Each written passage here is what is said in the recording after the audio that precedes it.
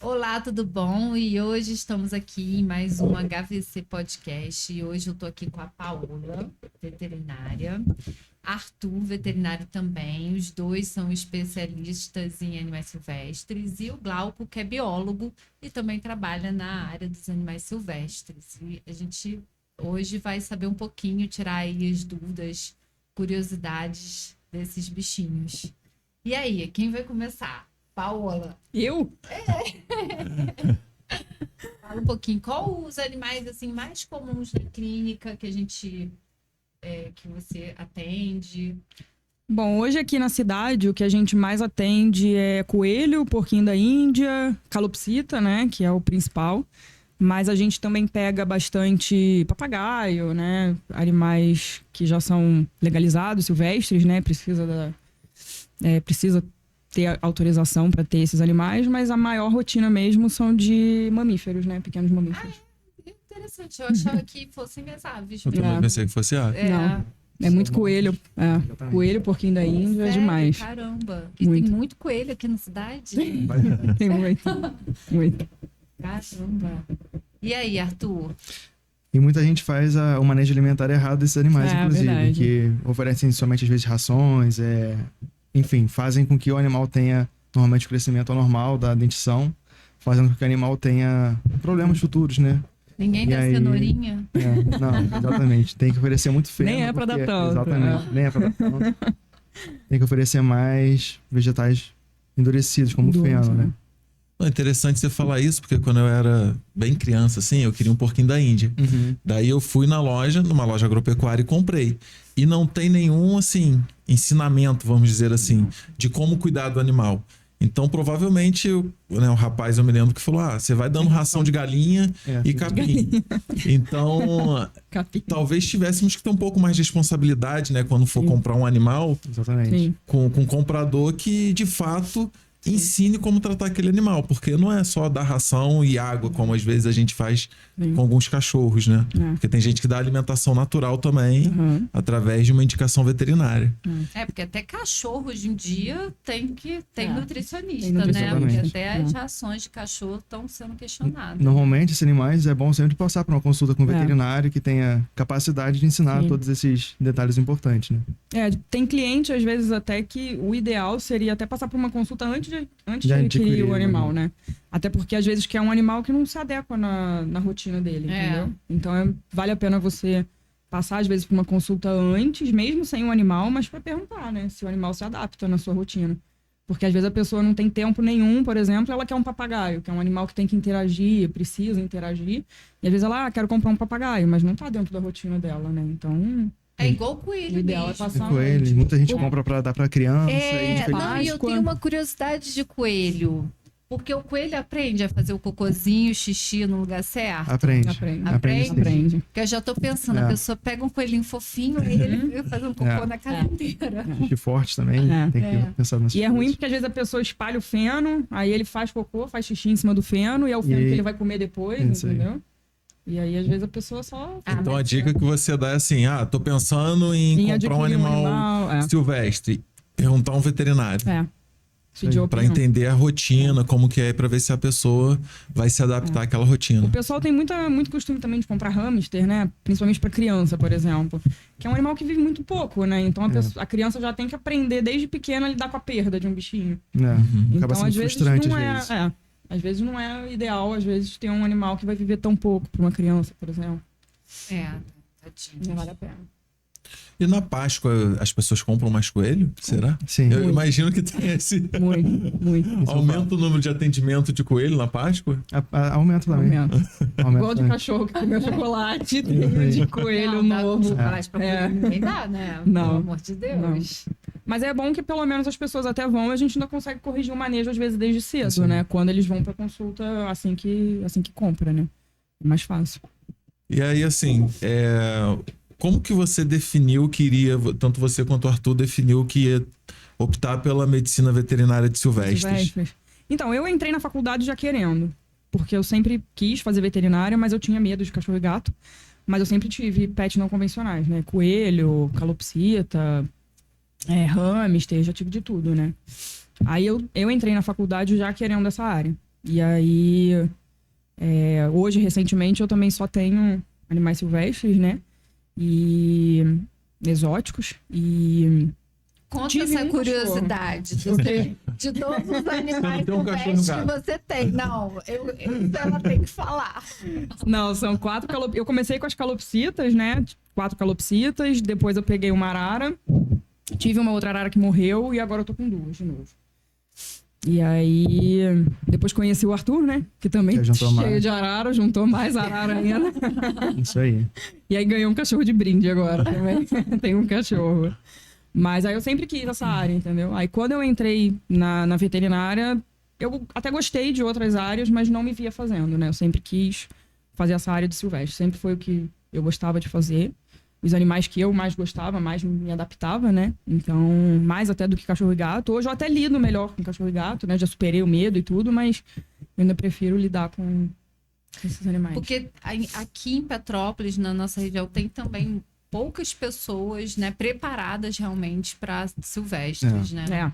Tem poucas porque pessoas. na graduação, tem graduação que não é obrigatório. Não tem, né? Não é obrigatório, não é uma matéria obrigatória. Então, tem graduação que realmente não tem. E algumas têm só 6 meses. Mas o que você aprende em Acaba 6 sendo muito meses, pouco. né? São muitas espécies com, né, diferentes alimentações. Dentro de aves, você já vê que é um universo, né? Tem ave que é carnívora, onívora. Frutífero.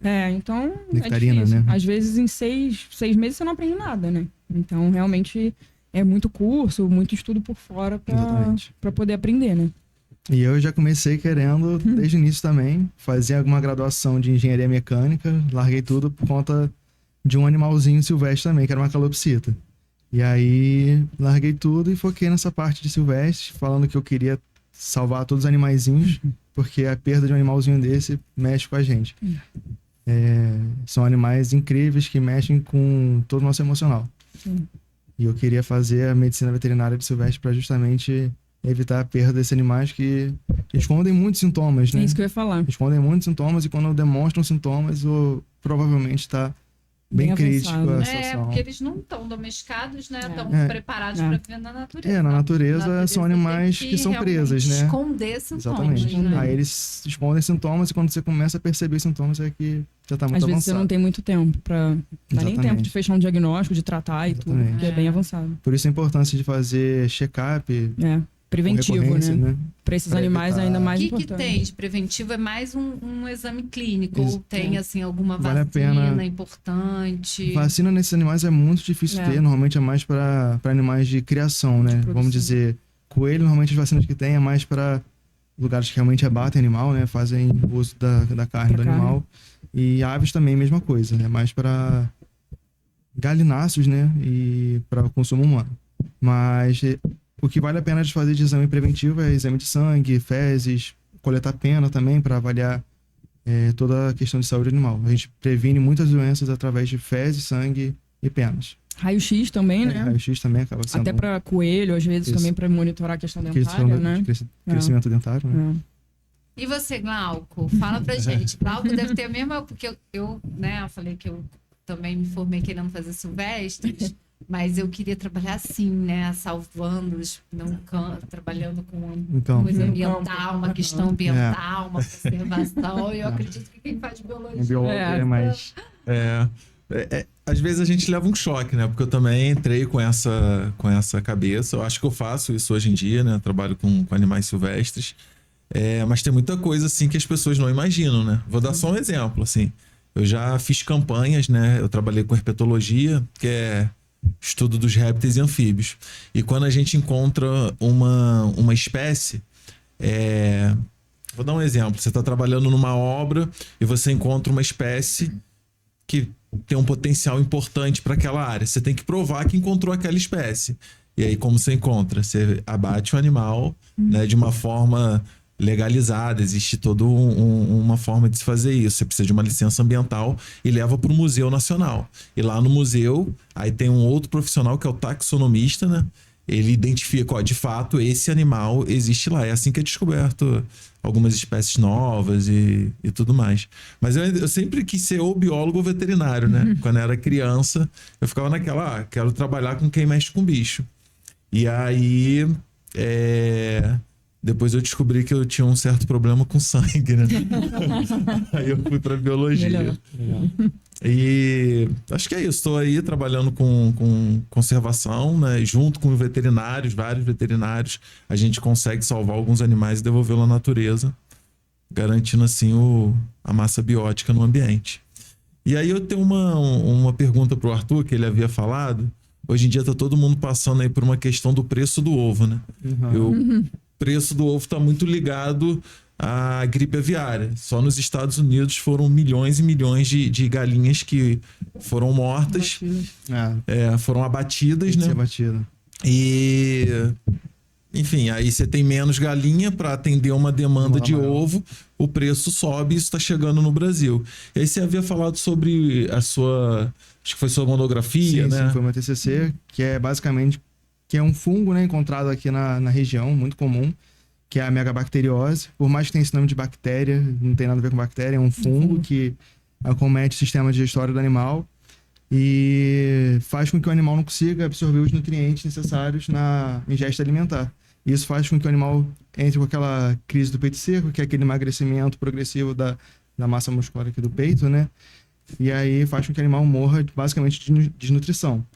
E aí normalmente acontece por conta da ração mofada e tudo mais, porque Petrópolis é uma região muito úmida e acaba acometendo a ração, que é o principal alimento deles, alimento animal, né?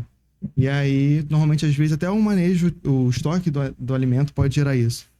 Por mais espécie específico, assim, para... Qualquer ave pode ser qualquer ave pode pegar isso. E não necessariamente ave, pode ser outros animais também. Mas até o estoque de uma ração fechada pode estar cometido. Então, tem que ser muito ligado na questão de imunidade do estoque da loja mesmo, né? Onde você compra. Ficar muito atento. E é uma doença difícil de tratar também, às vezes, né? É uma doença difícil de tratar. O controle, às vezes, é difícil. Para você tratar um lote muito grande, acaba se tornando financeiramente inviável para a pessoa que procria, né, esses animais. Isso aumenta também o valor do ovo, né? Então, mais uma vez, aí tá totalmente ligado ao manejo, né? Exato. A pessoa que cria o animal e não maneja, às vezes, o alimento de uma Higiene, forma... alimento. É bom até fazer com uma certa periodicidade a inspeção do alimento, né? Para ver se não tem nenhum fungo ali na alimentação. De repente, com uma certa frequência ali, monitorar a ração de forma microscópica, né? Porque a ave é bem sensível, muito né? sensível. Nessa questão de alimentação. Bem sensível. Então aí o preço do ovo pode estar ligado ao fato das pessoas não estarem cuidando direito das aves, né? Como a gripe aviária que a gente vê. Mofada. Isso aí. E assim, vocês têm algum caso chave que vocês pegaram, imagino depois da graduação, que foi um caso de sucesso, que vocês pegaram um animal que estava muito abatido, sabe, aquele quando você fala assim, caramba, sabe, vou botar aqui na estantezinha dos troféus que eu salvei esse bicho. Tem o caso do jacu que a gente entendeu, da arara que a gente entendeu. Da arara, verdade. Porque normalmente as pessoas fazem muito manejo nutricional errado no animal. Igual uma arara filhote comprada de forma legal. Tem que, às vezes, alimentar na papinha ainda. Só que o certo é alimentar de forma morna. As pessoas acabam esquentando muito a papinha e administram para o animal super quente. Aí queima o papo, né? Queima o papo, gera necrose de papo. Aí tu tem que debridar a região que está necrosada. A gente pegou uma arara filhotinha que tava com uma necrose no papo. Já tava fistulando, a papinha já tava saindo pelo papo. Ela não tava absorvendo nada, morrendo de fome. Aí a gente teve que anestesiar para poder limpar, né? E fala um pouquinho de como comprar certinho, legalizado. Quero ter uma arara, quero ter um papagaio. O que a gente pode ter, o que não pode ter?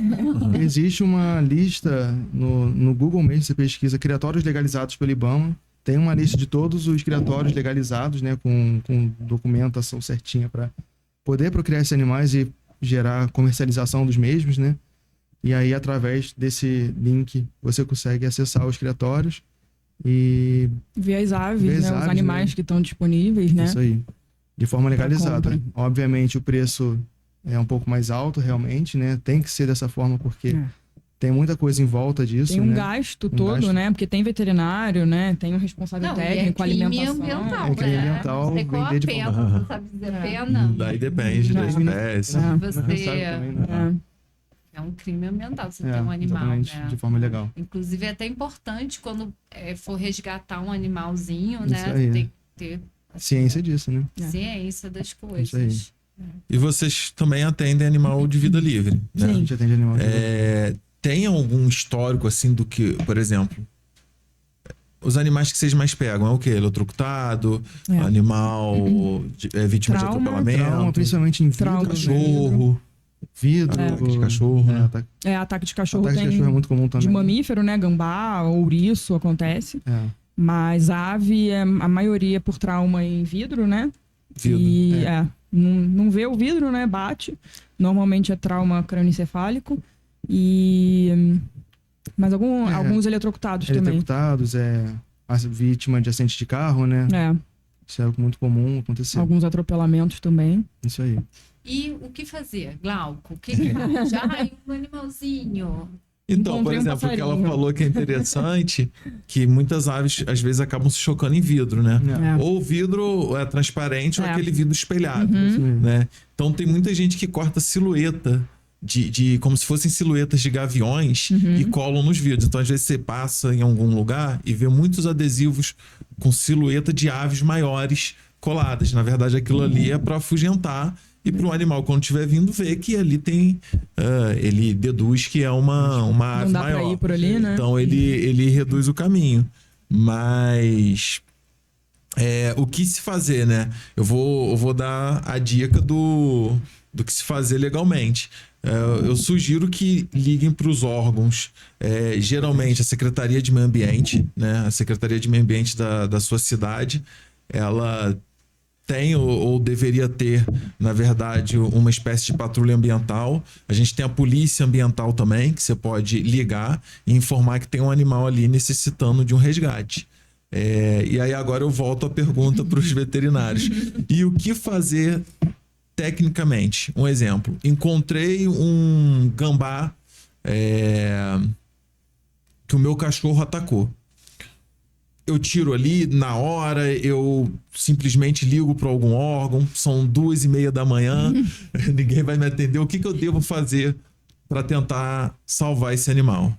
Normalmente as pessoas querem direto pegar para ajudar o animal, né? Mas a gente tem que tomar cuidado porque é um animal que pode transmitir doença, né? Então, a zoonose. Então, tem que tomar cuidado com mordida, né? Sangue e tudo, tem que tomar cuidado. Então, eu acho que antes de sair pegando o animal, realmente tem que entrar em contato até com clínicas ou, né? A gente já conversou às vezes com corpo de bombeiros ou o que o Glauco falou.